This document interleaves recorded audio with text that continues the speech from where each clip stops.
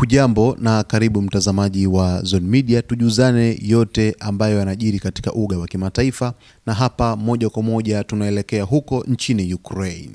Watu wawili wamefariki kutokana na shambulio la ndege usiku kucha katika mji mkuu wa Ukraine, Kyiv, na mikoa yake, kwa mujibu wa shirika la habari la Reuters. Hivi ni vifo vya kwanza kuripotiwa kutokana na mashambulio katika mji mkuu mwaka huu. Huduma ya dharura ya jimbo la Ukraine imesema shambulio hilo liliwaka moto kwenye kituo cha matibabu kilicho katika wilaya Obolonsky kaskazini mwa Kyiv, ambapo chumba cha wagonjwa waliokuwa wamelala kilikuwa kinaendelea kufanya kazi.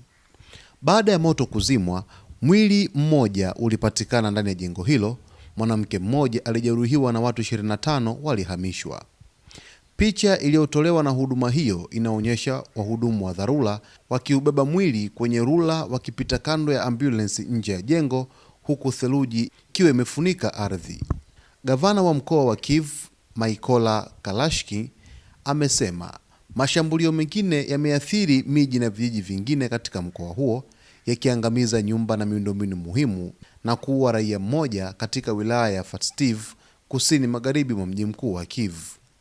Sehemu ndogo za mkoa zilibaki bila umeme. Hakukuwa na maoni ya haraka kutoka upande wa wapiganaji. Pande zote mbili zilikanusha kulenga raia katika mashambulio hayo. Mashambulizi ya ndege na makombora yamekuwa yakitokea mara kwa mara katika mji wa Ukraine katika vita vinavyoendelea kwa takribani miaka minne, huku upande mmoja ukidai unalenga malengo ya kijeshi na upande wa pili ukisema mara nyingi raia na miundombinu ya kiraia ndiyo inayoathirika. Mashambulizi baina ya Ukraine pamoja na Urusi yanazidi kuendelea katika maeneo mengi zaidi huko nchini Ukraine, ambapo kwa hivi sasa mji mkuu wa Kyiv ndio sehemu ambayo inaathirika zaidi na mashambulizi ya Urusi katika maeneo hayo. Ukiwa ni mwaka wa 4 wa hivi sasa wa vita kati ya Urusi na Ukraine, bado hakuna mustakabali wa moja kwa moja wa sitisho la mapigano au sitisho la vita, lakini bado kumekuwepo na ripoti za mapigano ambazo zimekuwa zikiendelea katika maeneo hayo, kiasi cha kwamba hofu inazidi kuibuka katika maeneo hayo.